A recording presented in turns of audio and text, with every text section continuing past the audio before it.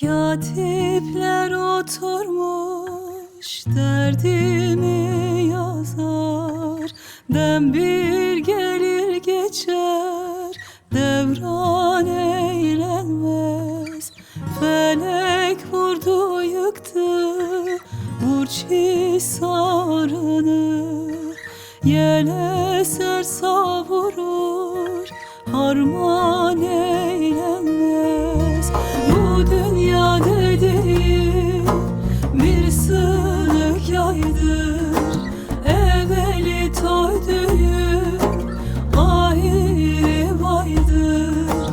Dört kapılı olur, hoş bir saraydır.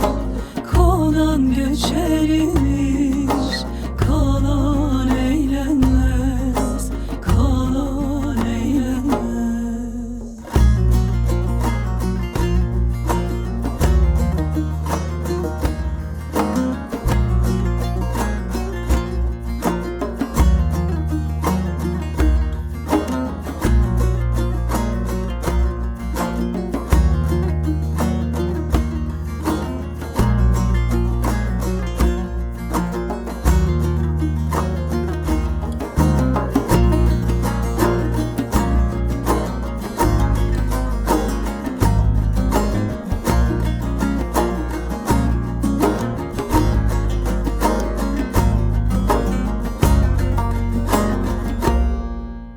Yüreğimde vardır aşk ile yare.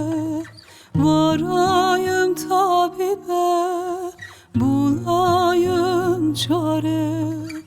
Fırsat eldeyken gel uy Katar'a. Senin için yolda kervan eğlenmez. Abdal bir sultanım, kerem erkanım.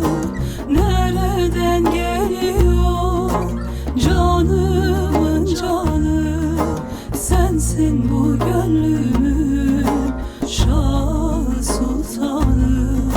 Sensiz bu cesette bu can eğlenmez, bu can eğlenmez.